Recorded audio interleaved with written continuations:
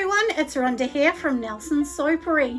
Thank you so much for joining me today. If you're new to my channel, make sure you just pop on the notifications and of course subscribe, and you'll see some amazing fun things where we have fun here on this channel, and I do answer every single question myself.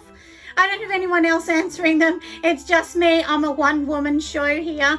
But anyway, like I said, if you are new here, welcome, and hopefully we'll get into some things that can help you today for your small business. It doesn't matter if you're a soap maker, candle maker, or any other sort of business. These things are all relevant to a business, aren't they? So today we're going to be talking all about storage and what I actually do for my storage. And as you can see behind me here, this is my crazy, very busy storage. So I'm going to show you the system that I use today, which is an Ikea system.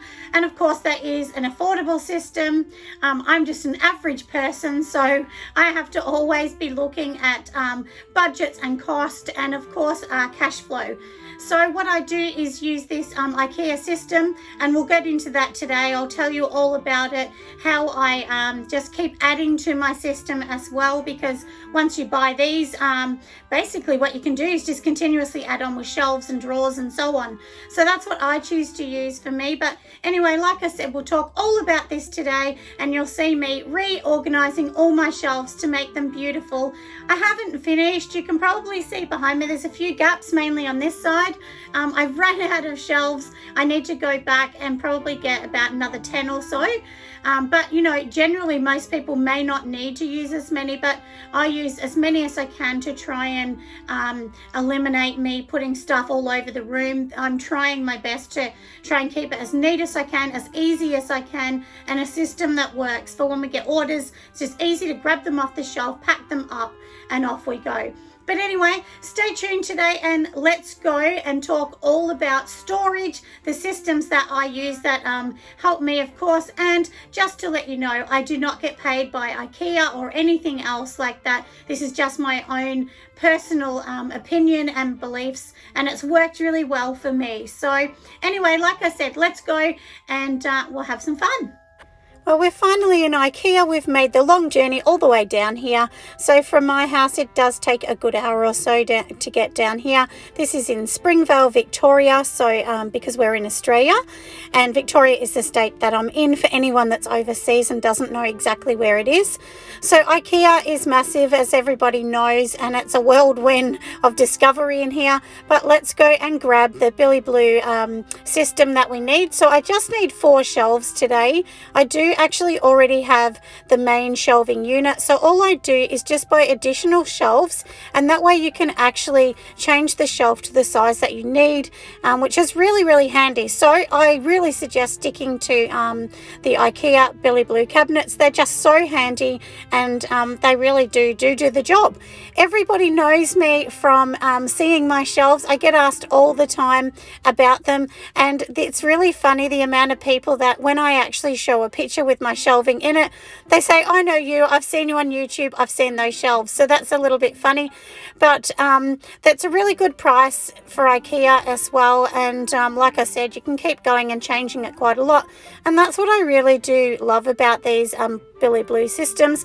And I think it's about $12 per shelf. So let's go back to my studio and pop it all together. So I'm in my studio now, so we're popping all the shelving together, and honestly I change them back and forward so many times because they do have the little holes down the side, so that way you just move the clips and you can actually move the shelving to wherever you like it. I have fast forwarded the background so you don't have to be bored and watch me, because I literally just put it on play so that I can cut around and show you exactly what I'm doing. I decided today that I really needed to get to work and sort out my shelves, because although it's not that close to Christmas, it kind of is. We're already mid-year, and I need to start planning for my Christmas rush and all of the things that I need. The white candles that you can see on my top shelf, they are ones that I honestly just cannot keep up with. I sell quite a lot of those, so I'm always changing them, selling them, changing them, and so on. So I needed to keep at least the top 2 shelving just for candles, and then I thought maybe I'll just keep 4 shelving for candle products, and that way I didn't have to leave such a gap. So the one thing that I really do suggest when you're using this system is sort of measuring up your products and then trying to make the shelves fit them. You don't want to use too much or leave too much gap in between the candles or your products, because then you're sort of wasting that valuable space. And once you get to sell a lot of products like I do, or make a lot of products like I do, you'll realize how important storage is, whether you're in a warehouse, whether you're in, a bedroom at home making your products, or your shed outside, or, like me, a purpose-made studio. It doesn't matter what it is, you'll really realize that storage is key to having a successful business and being able to work around all the products. So anyway, let's get to work, and I'll explain as I'm going along what I'm doing, and then I will give you a bit of a snapshot at the end of exactly what I'm doing. So I thought I'd do the voiceover for this one because it's much easier for me to explain everything that I'm going to do. So let's get going. So I'm just going to continue popping all of these on in the background while I talk to you about exactly how I've done all of this. So you'll see that I just keep changing them, as I said a bit earlier, to make sure that I've got the right space for the candles. And if you have a look at the candles at the top, you'll notice that I'm literally only leaving a few centimeters gap, or if you're in America and you work with inches, I'd say maybe less than half an inch in between the candles. That way they just slide nice and easy in there, and when I sell them or somebody does an order online, I literally can just remove it, and then I do have baskets that I put each order in so that I can just double check that all the orders are right, and so on. Also, a design tip that I learnt much earlier on is to remove everything from the shelves, wipe them down, and then start again with your design when you're popping them all onto the shelf. Because the thing is, when you have some on, it kind of feels messy and you just can't get your design spirit going. So that's why I do that and then start again. And I also decided the top sort of 4 to 5 shelves are going to be all candle products, which would be my wax melts, my smaller candles, my large candles, and my tin candles. Even though my tin ones, I am going to be swapping those to a beautiful matte black that I found from Aroma, but I won't be doing that right straight away. That will take me a bit of time, but I've almost ran out of the silver, and then of course I'll be going to black, and those jars are a tiny bit bigger, and that will go with my whole theme, which is white, black, and grey with touches of pink. And you'll be able to see all those colours, how I've incorporated those onto all my products on the shelf as well. I thought, I'd just explain that while we're talking about the shelving. And the reason that my shelving does look really nice and does appeal to a lot of people is because it's just really clean. It's just white. It's not over fancy. Doesn't have too much texture on it. So the products really do just shine on their own. So anyway, let's talk about, like I said, the distance between all the shelving. So I do have 2 different distances, just to let you know. So I've used roughly about 13 centimeters in height, and that way the candles sort of slide in. And then when I go to some of the bigger shelves, I think I've left about 14 centimeters, just because some of the bigger candles, some of my bigger ones, I actually hold 400 grams weight in those. So they're a little bit taller compared to the medium, and of course the tin ones, and so on. So with the tins and the wax melts, I definitely didn't need to leave as much room, but I think you'll agree that it's all worked out, really well. And I really do think that the whole design came together quite good, and I'm happy with it, and I really feel like it's much easier to navigate my way around, because as time goes on and your business gets busier, then of course you get more orders, and you need to be in control of the orders and exactly how you're doing all of that. I'm sorry, you can also see the back of my head the whole time, but like I said, I just literally put it on play so that I could explain exactly what I'm doing and how we're going to go around this. So now let's talk about the budget and what it actually cost me to make these. So I'll start from the start. So I use the white ones. These ones do come in different colors. They are called Billy Blue, I think is actually the word for them, or the name of these ones from Ikea. And I'm sure they sell them in all different countries, not just in Australia as well, because I know it's a very, very popular one as well. So in total, at the moment, I have 39 shelves, but I do need to get another 12 shelves. But do remember, when you buy them, I think maybe they come with 5 shelves. I might be wrong, but anyway, so if I add up the total of just the shelves and the units and everything on their own, so the shelves on their own are $612. And then, of course, add in the 4 units, which at $79 each is the main basic unit. And so it all comes to $928. But like I said, it does come with some shelves to take away, you know, maybe $50 or something.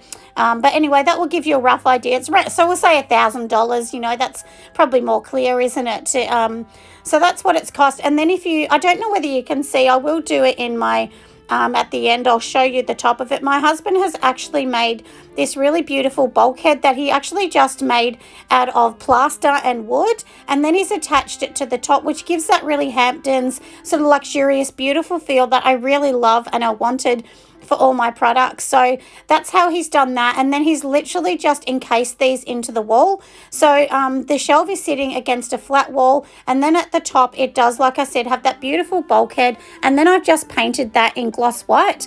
And what he's actually done, if you can see the trim on the top, the trim, it's really clever. It is actually just a door trim, and I think it's like maybe, you know, $10 or $11 per metre or something from your local hardware store. And then he's just nailed it in, and like I said, I've patched over the top and painted it in a beautiful gloss white. And I really think that does set the scene, and that's what makes them so beautiful. But I really do love these shelves. I'll definitely never change from these.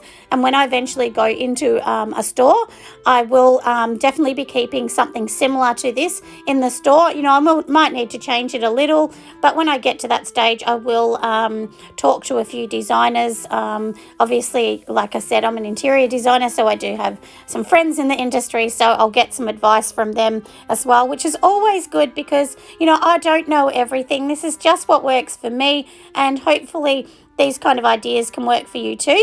If you can also see at the bottom, I actually store all my bath bombs in these little bath bomb buckets. They're also from Ikea, and the code for those is 21293. I can't remember exactly what they're called, and they cost $7 each for those. And honestly, I have a lot of them. I think I have about 30 of those, and 4 of them fit into each particular shelf. But they're really handy. You just literally pull them straight out, and that way you know exactly what's in the buckets. It's just so easy. You could even just, you know, put a label on the outside so that you know what's in it. And I do have a pre-cut machine, so I'll definitely write some labels on those ones, and that way it will look beautiful and everyone will know exactly what is in these little containers. But like I said, I really do love them, and I think the whole idea of these shelving units and stuff have come up quite well, like I said. And like I said, do remember, you know, they are the buckets that are a $7 one. They do have a bucket that's a bit bigger, and you probably could use the bigger one and maybe put 3 instead of 4 buckets in. But I wanted to separate some of my bath bombs. I try and make them in small batches, not large. And some of the buckets will have ones that are super popular, like I do a Fruit Loops bath bomb that's really popular, one that I call Paradise Birds, and of course botanical bath bombs are super duper popular. So some of those will need 2 buckets for all of this to go into. But like I said, I'm sure you can agree, it works out really good for me as well. And that way this will actually free some space from my other shelves that I've got on the other side of the studio, and that way I can do more packaging and stuff like that, because I wanted to sort that out a little bit better at the moment as well. I also have to apologize for the sun shining through. I know it's very annoying, it really is, but you know, I couldn't do much about that, because even though we're in winter, we did have a little bit of sun come in today, so which is probably nice, isn't it, for a bit of a sunny day, just for here and there. For anyone that's wondering, the candle jars I actually use the extra large ones from Pure Candle Supplies. I use them in the white. It's a matte white, and they're a glass container or vessel. And I also use the clear ones to do my my sprinkle jars as well. But anyway, I'll come back with the next part of the video. Alright, I'm back everybody. So I thought I would just film this last bit for you so you can see what I mean. This is actually the top, the bulkhead that my husband made, and he's literally just attached it to the top.